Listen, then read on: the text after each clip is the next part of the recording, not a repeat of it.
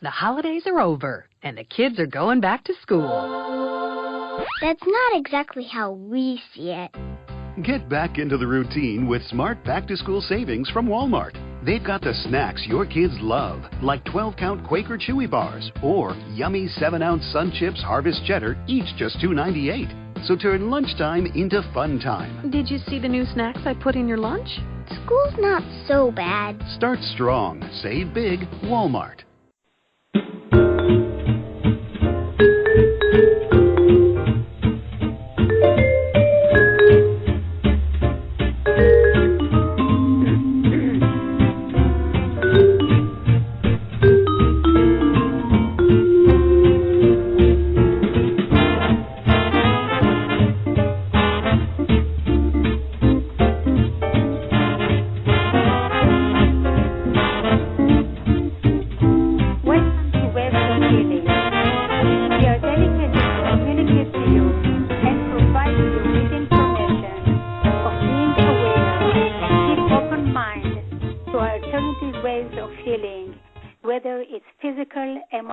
Or spiritual.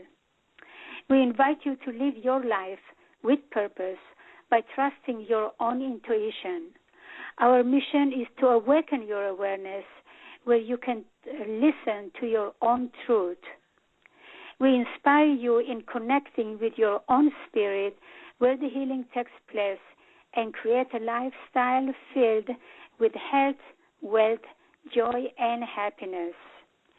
In Waves of Healing show, we'll bring you energy healers, spiritual leaders, and health-conscious personalities who will be answer to all your questions. I'm your host, Leah Yekutiel, coming to you live from Los Angeles, California, as I do every Tuesday at 3 p.m. Pacific time. I'm a breast cancer victor, not victim, and the author of the book, Making the Breast of It, with the subtitle, Overcoming Fear of Intimacy After Mastectomy. In order to learn more about my book, please visit my website at www.ilovemybreastcancer.com. All in one word, ilovemybreastcancer.com. And while you're visiting my website, please purchase my book and give a gift of love to somebody you love who went through breast cancer or mastectomy, where they can learn how to reclaim their femininity back after breast cancer and how to rebuild their self-confidence living with breast cancer and accept their new image and love it, and realize that sexuality exudes from inside out and not from outside in. And the most important, through the many exercises in the book, they would learn how to connect with the spiritual aspect of their life, where they realize that we women are not only our body, and neither we are only our breasts. And we are functional, sexual being with breast or none. So this is a really great lesson to everybody to learn if we are women or men, because I've heard from so many different sources that men claim that if a woman had breast cancer, she is not a woman anymore. I mean, how sad is that? And also, while you are visiting my website, you can download for free 25 breast health tips, where if you apply few of them in your daily life, you'll be surprised how many diseases, how many cancers we can prevent. And my show is all about prevention and emotional support. So please download those 25 tips and apply them to your life. you have nothing to lose, because we have to take control of our health and well-being. As far as I know, doctors can diagnose us, maybe many times misdiagnose us, but they cannot take care of our health, and this is our responsibility to do that. And also, anybody who ordered my book from my website, the book would be autographed by me before it gets shipped out. Also, I wanted to tell you that my book is being made into a movie, and we are in search for capital investors who are interested in investing in such an important and educational subject as breast cancer. So if you know of anybody, please contact me, and I really thank you very much in advance. And as usual, I have a guest every Tuesday, and today we really have a special guest that I met her personally, and I'm so excited. She is our guest today. And now I'm going to reveal her name is Donna Gates. Many of you, I'm sure, know about Donna Gates and her accomplishments, but for those who are not that familiar with Donna, let me just tell you a little bit about her. So Donna Gates has a mission to change the way the world eats.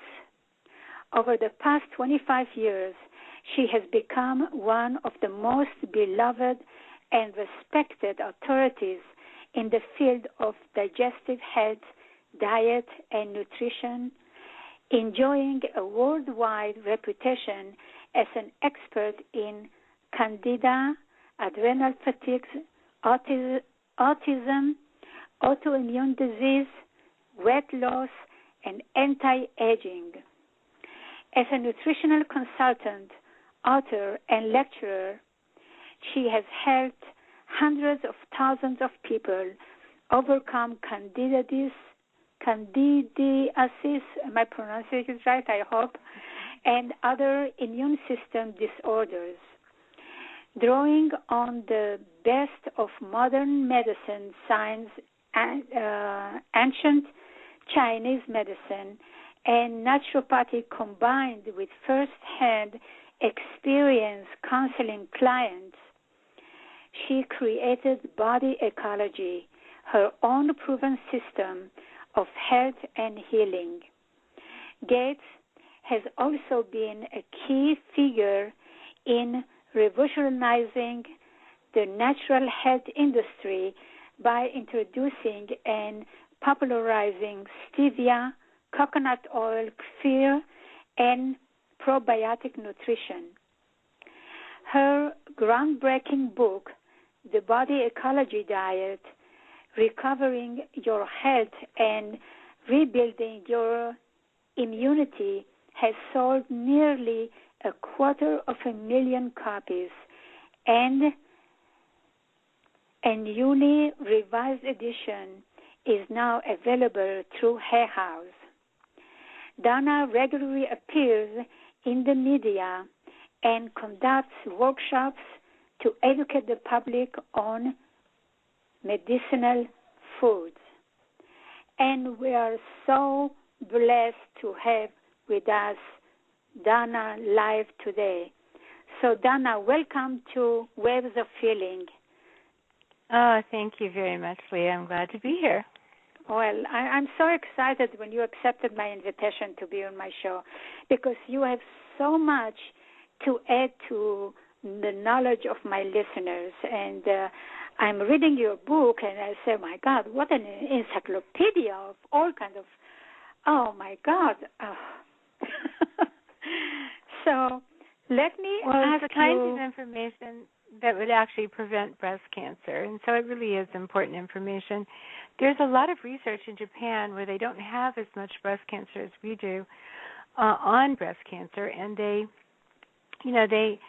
know certain things like cancer of the breast and the prostate stems from health of the abdominal region, like our intestines. If our intestines aren't clean and healthy and functioning well, then we're much more prone to cancer and of the breast and prostate. And then even, I've met a researcher over there, Dr. Hiro Watanabe, who had done a great deal of research on fermented foods, particularly miso, and how powerful miso soup is in helping women with breast cancer overcome their breast cancer just by eating more than one bowl of miso soup a day. That's wonderful. So there's really a lot of hope and certainly a lot of help for prevention. There are so many different ways that we can prevent this. This is incredible information. So, reading your book, I understand that you went through some kind of challenges, health challenges, when you were in your teens. So this is the reason that you wrote the book, The Body Ecology? Well, my problem started in my teenage years. It was going to be many decades before I figured out what was wrong with me. But, I was pretty healthy. I mean, had digestive problems when I was young here and there, and particularly very healthy. And then I started, my skin broke out when I was a teenager. And then my mother took me to the dermatologist, and I started on first antibiotics, and then birth control pills were also given out by dermatologists for clearing up the skin. And I just wanted to have nice skin. To clear up your skin. Oh, very commonly given, yeah. And, of course, in those days they had just invented the birth control pill, so those of us in the early days that got it, got a very, very dangerously large dose. Many of those women have since died of breast cancer. So anyway, I was very fortunate to continue, trying to figure out what was wrong with me, and then studied everywhere I could. In college I was worse. Every decade I kept getting worse, and I kept looking for answers. So I tried everything: raw foods, vegan, vegetarian, macrobiotics. Everything helped. I did natural hygiene and took tons and tons of supplements. I think from everything I learned, and it wasn't really until I met Dr. William Crook, after all this actually incredible training, he came into my life. He had just written the book, The Yeast Connection, and I had the good fortune to meet him when he was, introducing that book at a Natural Products Expo, and had some time sitting out in a water fountain, under a water fountain, listening to him, talking with him, and I knew right away. I said, that was it. That's what's wrong with me. And I went back. I took his book and tried his diet, and it wasn't quite strict enough, but it was, leaning in the right direction. And I thought, well, with all this training and these amazing teachers that I've been exposed to, I'm going to find an answer. And so the rest of my life has been about finding that answer, putting it together, so that I can really now, on a silver platter, hand somebody a fantastic answer on a silver platter that I wish someone had handed to me many years ago. But we have everything covered. There's like nothing missing on the Body Ecology diet, and I'd say it's never criticized. We have many, many doctors recommending it. The only negative thing that you'll ever hear for somebody that's new to health is they'll look at it and they'll think, oh, this sounds kind of complicated, and I'm not sure I can do this. But one of our Body Ecology is more than a diet. It's actually a whole way of life, and we have these 7 laws or universal principles, and those principles are worth knowing. You don't have to know them, but if you know them and practice them, you'll find that they always tell you what to do. No matter what condition you've got, what's going on in your body, they'll always tell you what you have to be doing to get well. So when my last book was on anti-aging, and so I just took the 7 principles, and applied them to anti-aging and showed people how to reverse aging in their body. And when I saw autism, I looked at that and took the principles and used the principles to help come up with a lot of answers. So we've helped hundreds of children recover from autism. And so we don't have to learn the principles, but knowing them is a wise thing to do. But because we have the principles as well as the diet, it may seem a little daunting at first, but you're not supposed to try to do it all. You're supposed to just find a tool that looks appealing to you and do that, and then go pick up another tool and then pick up another one. And, after a few months, you've got quite a few tools that you're now using, and you're well on your way to, recovering from whatever you have wrong with you. Or, diet is key. I would say one of the things experts today are saying is that diet is key, and they're also saying, first and foremost, start by healing the gut, and we do that very well. How you do the healing the gut, really? By using food or probiotic nutrition? Yeah. Is there probiotic in our food, in our vegetables? Well, there hasn't been in the States any fermented foods, and that's what I saw and realized needed to be changed. So years ago, about 18 years ago, I started to bring first milk kefir into the country. I mean, there was yogurt, and there was drinkable yogurt called kefir, but nobody really understood anything about their benefits. And kefir is actually better for you than yogurt is. It has better, more different microbiota, good bacteria, more of them, and they're fresher. And you can also, if you are making raw milk, you can kefir doesn't have to be heated very much. It's not pasteurized. In other words, you just warm the milk ever so slightly, put in your starter, put it in a glass, stir it up, and put the milk in the glass jar and let it sit for 24 hours, and you've got milk kefir. And it's sort of like making Kool-Aid, but you have to wait for 24 hours to drink it. But so Donna, you suggest not to buy it from the commercial stores, but make it our own, right? Make it at home. Yeah, because all around the world, people are in more everywhere around the world where people have survived. They've all got some type of fermented food in their diet, and of course they didn't buy it from stores. They made it at home. If you are okay with milk, if that's a food you can digest, then this is the best way to have milk, is to ferment it and have it as milk kefir. Then I realized that a lot of people couldn't do milk, so I took the same concept and put the kefir starter into fresh coconut water, not milk, but water, and created something called young coconut kefir. Now that drink has made its way around the world. It's an important part of the protocol for helping our children recover from autism, and you'll see a lot of doctors recommending it in their PowerPoints. But it's also, there's a couple of companies now that are making it commercially available. You can go right in the store and buy it. And both of those companies, Cocoa Kefir and Inner Eco, their companies started because they saw children recover from autism. Cocoa Kefir, Holly and Michael Larson had a little girl, a twin, and she had autism, and they started her on the coconut kefir in the diet too, and she recovered from autism. And then working very hard to recover her, Holly, the mother, came down with cancer, and then of course with the diet and the coconut kefir and salt, she's cancer-free today. So they have their product mostly in the Midwest right now, in the smaller, more independent stores, but it's an excellent product. And then Inner Eco, they're from the Colorado area, Nikki and Barb, and they are in a lot of the Whole Foods in about 40 different states. So I'm very grateful that these companies are providing this. You can walk right in. Their product is over by the probiotics. You won't find it.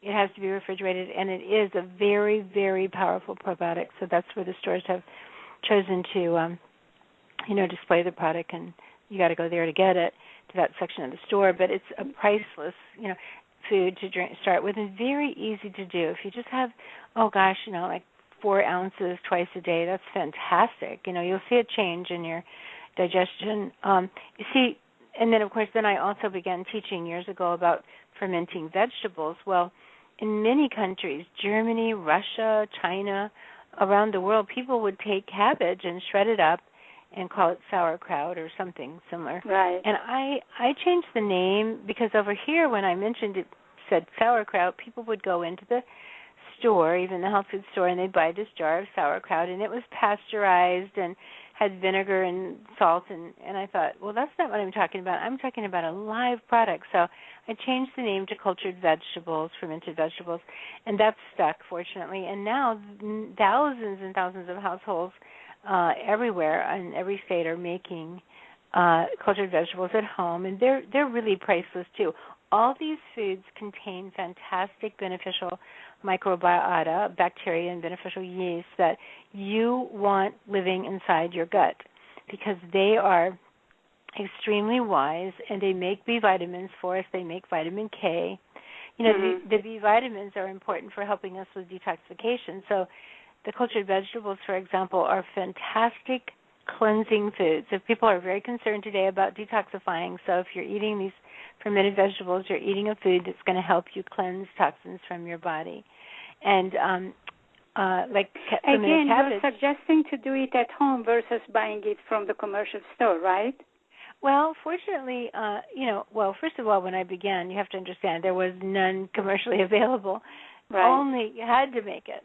But that's changing, and my goal really is to see these fermented foods available all the time, everywhere, in every health food store. I'd love to see restaurants serving them at every meal, because people will notice when you eat a few spoonfuls of, say, the cultured vegetables with the rest of your meal, you digest that meal much, much better. If you have any sugars in that meal, the microbiota are going to eat those sugars up, and so they protect us. I mean, I think all of us know we have to cut back and even cut out sugar from our diet. The nice thing about the fermented foods is they're sour tasting.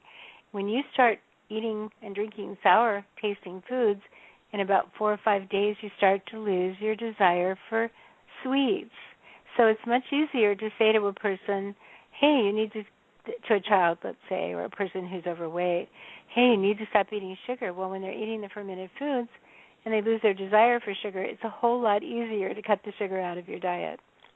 Oh, that's wonderful. And the fermented foods... how about the sour cabbage?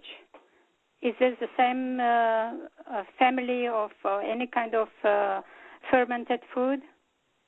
Well, the interesting thing about fermenting vegetables like cabbage, carrots, ginger, garlic, there's so many root vegetables, daikon and kale, even seed vegetables like aramay and so on. There's many things you can put together to make ferment your vegetables. But the interesting thing about the fermented vegetables is that you go out into the field, let's say, and pick your cabbage, and this head of cabbage will have completely different microbiota growing on it than that head over there. But you pick them both, and you bring them in your kitchen and you shred them up. Yeah, and those cabbage, each of those cabbages, the microbiota that are living on them, are living in a very sophisticated relationship with each other. In other words, they have formed an entire civilization on that cabbage that's very complex and very, very wise, and that's how that cabbage is surviving. Those microbiota are helping that cabbage be hardy and healthy. They're in the soil as well, helping that cabbage be healthy and, full of nutrients. So we pick them and we bring them into the kitchen and we shred them up and pack them in a jar, put them over at room temperature on a counter and let them sit for an entire week or so. And then the microbiota start to digest that cabbage. They start to munch on it and break down the fibers. So it starts to change color. It gets even prettier and more brilliant in color.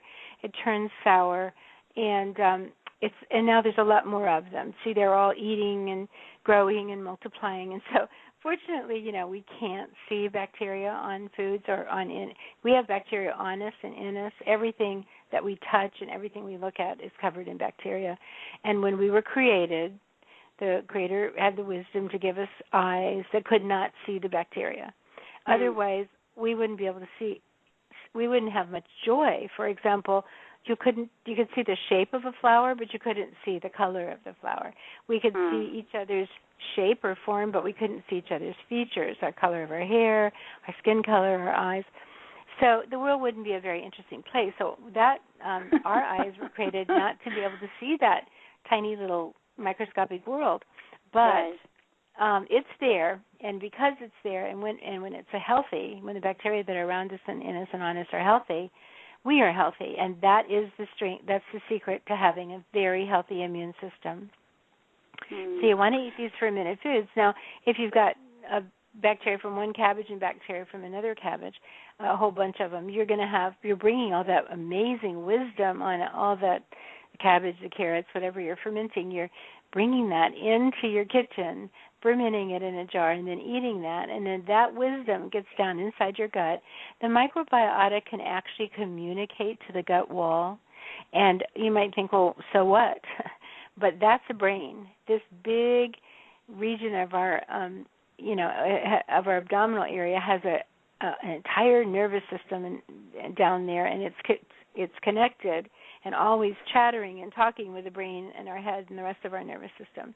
So these two brains are, I think, the one in our gut, the fact that we've got these microbiota down there correcting all kinds of things going wrong in our body, and they get information, they send information. Having this command center down inside of us is a very wise thing, and there's a lot of research that now supports that these microbes, they are doing many, many things to keep us healthy and protect us and help us digest our food, and they're also the secret to staying young. Some of the great people in the past, like Eli Michnikov, kept saying, people that eat fermented foods age very slowly. They're so much healthier at a much older age. So I'm just embellishing on that and taking that a bunch of steps further. So because I think the world is ready to hear this message finally. 20 years ago, when I was trying to give this message to the world, there were not so many people that heard it, but there were enough, to start things. But today we're so sick, and we've reached the tipping point where, this looks logical to a lot of people, doesn't seem weird anymore. And so we are really turning the corner here, and we're going to see a new level of health that we have never seen before. And it's really an exciting time to be alive. It is very exciting. It is very, very exciting. Whoever thought that I'm going to have a radio show, interviewing people about health and interviewing people like you who make such a big difference all around the world. This is fantastic. Well, it's a funny thing because I didn't either. I didn't plan to actually do this. It's just that, I learned and I would teach other people around me, and something just sort of happened over time, and I look back and I wanted to change the way the world eats because I thought we needed to have a different way. I wanted our children born into a world where healthy food was just the norm. But I didn't really know how, you can't see into the future. And I look back and I think, wow, it's just amazing. It's amazing to me that the coconut kefir has made its way all over the world, even in Egypt and places like that. People, Hong Kong, Singapore, it's just amazing to me how far the work has come. So you never know what you can do when you start off with a simple mission and other people join in and help you. And you certainly never do it alone. It's even, having an opportunity like this, Leah, to talk to you and you pass this information on to the people that you're connected to. This is how we're going to change the world. Exactly. And nowadays we really have the opportunity to connect with everybody in the world. That this is fantastic time, and I believe that there is awareness about the conventional medicine, that it hasn't been doing us so much good with all this new technology and all this kind of stuff, and I feel like we are going backwards. I've come full circle. I used to think doctors were the bad guys. They were making us sick. But I just came from 4 wonderful days in Orlando at the A4M conference, sitting with a bunch of doctors in an endocrinology module and learning very detailed on hormones and so on. But there you'll find the doctors who really want to be healers. They became doctors because they wanted to help people. But they ended up in medical school learning a certain, surgery, drugs, radiation. They didn't really want to learn that. But, they'll be in a practice with other doctors that they're the one that's not pleased with the way things are going. They're the ones that would like to step over the line and start doing more holistic functional medicine. And it's difficult for them. I've really, really come to see that these doctors have a tremendous amount of courage, and within their own profession, their colleagues are turning them in, having their licenses taken away. So we need to understand that this is going on. We, the people who go to the doctor. I know that. I really appreciate what you're saying right now, because doctors went to medical school with the great intention to help people, but I feel like the pharmaceutical companies are in charge of them, and they are forced to prescribe all these chemicals to us in order to support the pharmaceutical companies. And we have to free our doctors from the. We have to free our doctors from the. They're bound, really, and they don't like it. But you want to graduate from medical school and be a doctor, you have to go a certain way and get out of there. They work really hard, long hours, little sleep to become a doctor, and then when they do try to cross over, having their own colleagues who don't understand what they're trying to do, intimidated and fearful just because they lack knowledge, fighting against them. It's just something we need to have compassion for. And one of the most important things we can do, I think, is insist that the medical schools change the way they're training young doctors. Going to the doctors that are trained in functional medicine. You can go to the A4M website and look at the referral list there, and look in your area for that type of doctor. You'll get doctors that have a lot more training beyond medical school. They're learning because they love to learn and they want to help people. And if more of us all insist on that kind of medicine, that is exactly what we're going to get. That's wonderful. I'm really so excited that you talk for the about the conventional medicine and how they are ready. Some of them, I would not say all of them, but some of them are ready to make changes. They're more aware. And I have my next week's guest is Dr. Richard Moss. Are you familiar with him? I have read some of the articles that he's written. I've never met him. Okay. Yes. He is one of the people who was a regular doctor, right? Mm-hmm. A regular MD, and he realized that all the prescription and all this kind of stuff that he was prescribing, it was not helping people. It was just killing them, excuse my expression. And he just switched to healing. And he's written like 6 different books, and he gives seminars and classes everywhere. But going back to what you said, it would be really great. It would be mandatory in the medical school to teach the doctors to be about nutrition, about stuff that you learned on your own, and you are applying it to yourself, and how you change your life, and you are changing other people's life by writing this wonderful book. And I would like you to mention where people can get your book and some other things. I'm subscribed to your newsletter. That's how I know about you. Well, that's a really good place, because each week we try to put out information. We're going to do a 12-week program that will guide people week by week through, to get on the diet and learn body ecology, because we're much, much more than you might think. I mean, reading the book is a must place to start, because it tells you the do's and don'ts, like take this out, add this in. And, people today, many people know they have candidiasis, a systemic yeast infection, but I know for a fact from talking to thousands of people that they might know they have candida, but they don't know what candida really is. It's really candida. It's called, we call it candida, but candidiasis or candida is the proper way to say the name. But it's an infection, a very serious infection that gets into the body. Sometimes it's low grade and it's not harming us as much, and sometimes it can be very acute and it can even kill us. When a woman becomes pregnant, her estrogen goes up, her progesterone, her glucose goes up like it's supposed to. But during the pregnancy, her yeast infection becomes very acute, and she passes that infection on to her baby, who is born with a yeast infection. And this has been going on now for decades. So we have, in most generations, the entire generation is dealing with a yeast infection.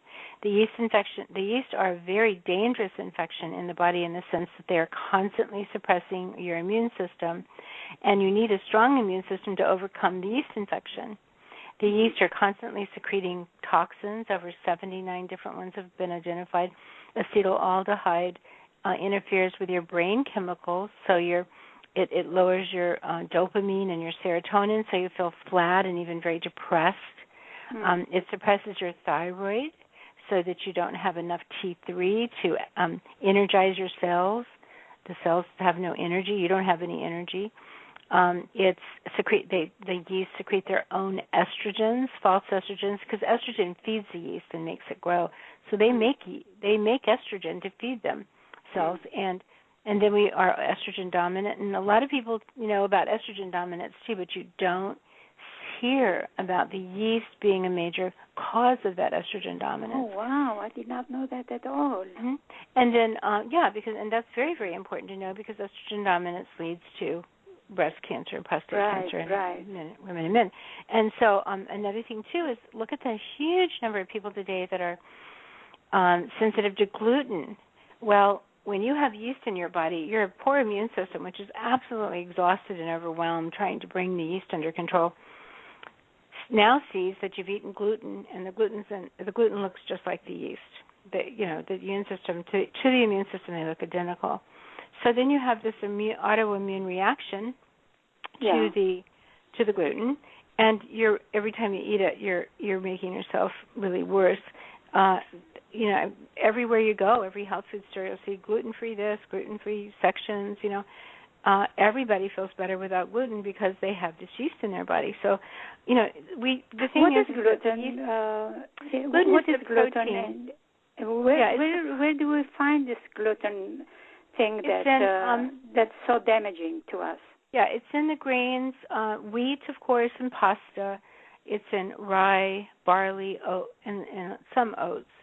You can get oatmeal that has no gluten in it, but both rice does not have gluten in it, and oatmeal doesn't. But the thing is, they both contain a lot of sugar, enough sugar to feed the yeast. So in the Body Ecology diet, we don't eat those grains in the beginning, and what we eat instead are quinoa and millet, amaranth and buckwheat. Those are actually seeds, and they're gluten-free. They don't feed the yeast. They don't have sugar in them, but they are high in protein, and they do what grains do. Like a lot of people, see, one of the things that I see happening now, because we tend to shift, we swing in this direction and then we swing back in that direction. So we've been swinging into the raw food world for quite a while, and everybody was doing raw, and they're getting a lot of sugar in their diet. Well, now we're swinging back the other way, and people are now going in big time into the paleo diet, which is high protein. But if you're going to do the paleo diet, the raw diet, the vegan, whatever you're going to do, you've got to do it right, and you've got to do it with a sense of balance. So our diet is very balanced. And all this information is in your book, right? It is.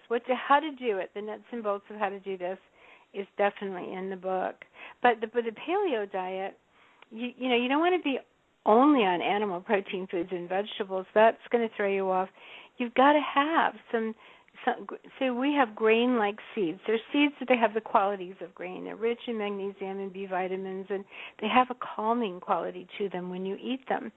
So you don't want to give them up altogether, because they increase your insulin ever so slightly in order to activate your thyroid gland so you have energy. So, again, you want to have the foods, you want protein, animal protein, you want grain like seeds, you want lots of vegetables. We recommend people eat 80% of their meal be in vegetables. So you can have vegetables in your soup and in your salad and in your fermented vegetables, and you might have some steamed vegetables or roasted vegetables, and then a smaller piece of fish or chicken or beef or whatever you're having. But we like that to be maybe 20-25% of what you're eating, and then 80% or so would be in vegetables. And then you'll keep a very nice balance. You'll keep your body slightly alkaline. Again, you don't want to be too acidic, because when you're too acidic, that feeds yeast too. The yeast love to survive when the body's acidic, they love it. Keeps them alive. Yeah, they thrive on it, right? Definitely. Yeah. So that understanding the principle of balance, again, that's one of the 7 principles, the principle of balance. The principle of uniqueness says that each of us are unique, so we should not all be vegetarian or vegan, or we should not all be meat eaters. We have to find what works for us, and then we teach people how to know that, so you can listen to your body and choose wisely. So how people can get your book or sign up for your online class? They have to go to your website, or what is your website address? Yeah, the website is just bodyecology.com, pretty easy to remember. Right. And if they sign up for the newsletter, they'll always be notified, when we're ready to start the class. And any other workshops we're doing. Like I'm doing workshops in New Zealand and Australia this summer, and wow, we have a lot of people in both those countries embracing body ecology, getting fantastic results. We're excited about that. There, England, Canada, all over the world, people are doing this. And so I like to travel and teach. Hopefully, again, if you're signed up for the newsletter, you'll know where I am, what I'm teaching. But we're going to try to do a lot of it online because we know people can't travel. But, yeah, exactly. there's just, right now I'm doing a workshop with Hay House Radio, and I'm going to be doing my own radio show in the fall with them. So you can come there, and I'll try to have guests, but also constantly be having really good information. I love doing call-in where people just call in and ask questions. So that's always good. I think we can all learn from each other. From the questions we each ask, everybody learns. That's going to be so exciting. I mean, I'm telling you. Donna, I listened to your lectures before I approached you at the Conscious Expo. Mm-hmm. Now, we were talking about anti-aging. I don't know how old you are, but your body is like a teenager. Well, I'm 65. So slim and so proportioned, and tell us, what is your secret?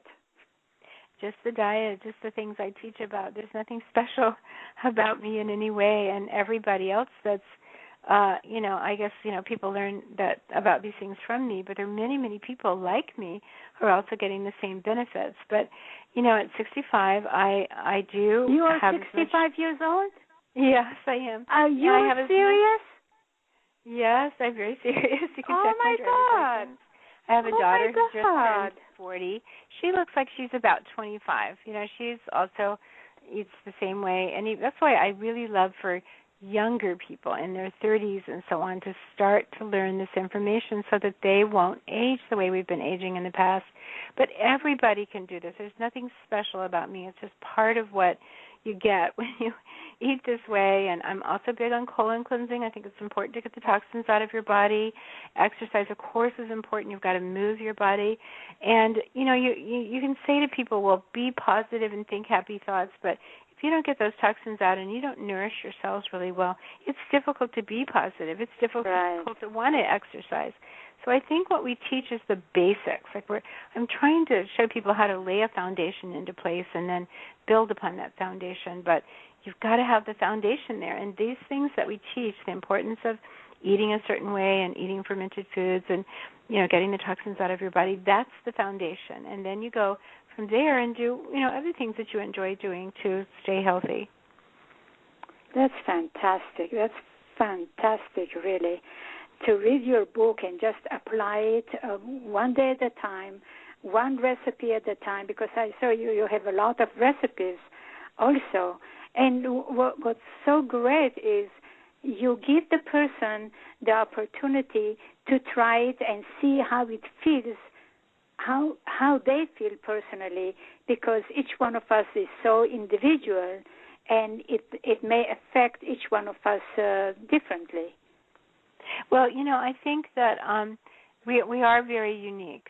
That is, again, one of the principles, and also we change throughout our life. Like when we were a baby or a young child, we had different needs than we need at 30, or if we're pregnant, or if we're 65 or something. If we live in a hot climate, it's like Hawaii or Arizona, or if you live in Michigan, your needs change all the time. And so I like to teach people how to change as your body needs the changes, like listen to your body. And if you live in a cold climate, like, say, Chicago, in the wintertime, it's going to be very, very difficult for you to do a raw food diet, because the raw food diet is a diet that cools the body. Now, if you live in Florida or Hawaii and it's summertime, that's a great diet. Eat more raw foods, cool your body. But if you're in Chicago in the middle of winter, you need warming foods. You need foods with more fats in them and animal protein and, warm cooked foods. The thyroid, anybody with a thyroid condition where the body is colder, someone with an underactive thyroid, they're often cold and they have cold hands and feet. They shouldn't be on a raw foods chilling diet. They need to make balance by eating warming foods. So simple things like that we teach. And, after a while, again, at first it's new information. There's a lot of new information. But after you kind of hang out with us and keep learning and acquiring more knowledge, pretty soon you look back and you think, wow, I'm doing it and it's working and this is the best I've ever felt. This is really wonderful. So this body ecology diet could be helpful for anybody. It could reverse the aging, and anybody who has any kind of diseases, it could help it to reverse it. Am I correct? Well, the thing is that when I wrote the book, I thought, well, I'm writing a book for candidiasis and people overcome it. But I didn't. When I put it out there, people with Parkinson's and others, MS, and so many different, people, their symptoms started disappearing and they started getting better. Again, I think it's because we're laying a foundation into place for people to really start to heal. If I said that the body ecology diet heals cancer, I'd have the FDA all over me. But we have had people recovering. Again, autism, we've had children recovering from that. And there's still people out there in the world that think children can't recover from autism, but they certainly do. Isn't it something incredible thing? Just the right food and to put in our body can heal. I cannot use the word the parents are usually doing a number of other things too. They'll have them in speech therapy and so on. But here's the thing. They don't do well in the speech therapy until they start to change their diet and they get their yeast infection under control. And our parents know that they should even do home enemas with their children to help get those toxins out of their gut. And the kids just perk up and start to be present. And now if they're doing speech or whatever, the speech teacher can actually work with them now. So other therapies are very valuable, but if those, I think, in the step-by-step order of things, first and foremost, change the diet, and first and foremost, heal the gut, and then, bring your child around and then get them the special therapies that are so valuable for them. I also feel that we have a large number of millions of children in the world today who have autism. It's not their fault. Their mothers, autism, the mothers today are becoming pregnant, and with this yeast infection, they're passing the yeast infection on to their baby in the womb. The baby's born with it. A lot of them come in with very low energy. Their thyroid is low. Their adrenals are low. Mothers are very busy today. They don't rest like they used to and take care of themselves when they're pregnant.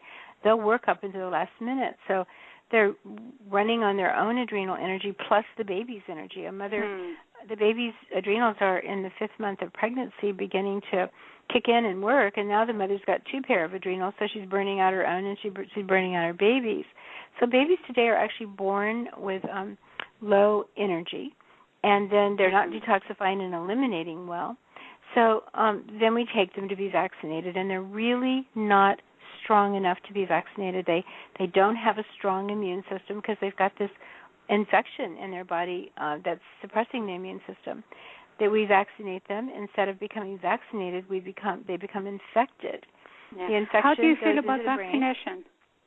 Well, I think that the concept of vaccinations has, served its time. Like originally, the idea was to vaccinate somebody with a very strong immune system, and they might have been 10, 11 years old when they first started doing them, and that person built an immunity to that one virus. But when you vaccinate a child who has no immune system, he's very weak, and with 3 viruses, measles, mumps, and rubella, you're playing with fire, and that's exactly what's happening.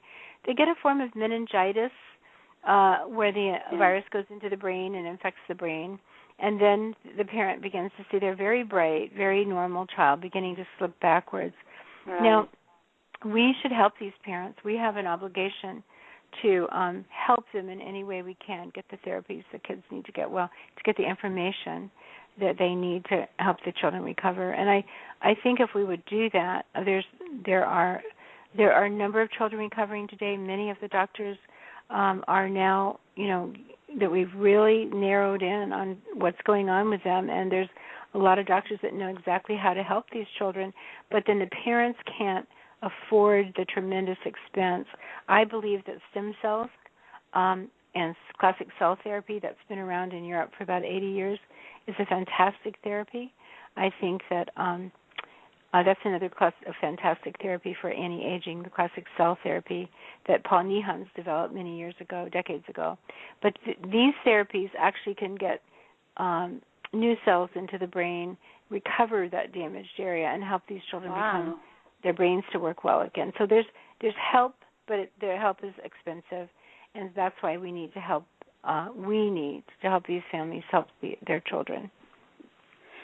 Well, wouldn't it be nice if it was recognized by the insurance companies, the health insurance companies, to adopt it, to integrate this kind of therapy in their health system? That, and I think also the government offering tremendous tax advantages to the families. Otherwise we're going to pay for it because these children have to be educated, and later on as they get older and their parents leave, we have to continue to support them, house them, train them, and so on. And so if we don't do something now, and of course there's very little talk about prevention. I do not hear that word mentioned enough, even among the wonderful doctors that are working with autistic children. There's not enough being taught or said about prevention, and that's where we're so strong, is we teach our mothers how to prevent autism. And, a mother who's had an autistic child who wants to have another one is often afraid to do so. But our babies, our mothers have beautiful, beautiful, healthy babies. They're very present, very beautiful looking, they glow really, and they're happy. Because it's in recovering their own children, they learn what they need to do to create a healthy child. Right. Wow. And you do all this work to educate all these people how to take care of ourselves and how to eat healthy in order to have healthy children.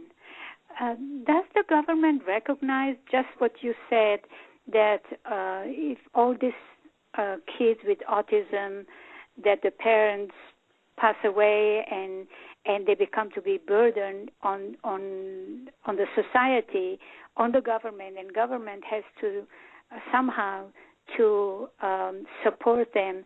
Wouldn't it be more advisable to start us with food that nourish the body, the right food, in order to prevent this? I mean, this is a major subject that the government should deal with, prevention. And that's what you're talking about. This is wonderful, because what you're teaching is prevention, is precaution, and just by eating the right food. Wow. I don't think we can rely on our government to do anything. One of the things that we have to also understand is that we have an enormous aging population. From 1946, which is the year I was born, to 1964, 79 million people came in, babies were born, and that's the number, the baby boomers we have in the U.S. right now.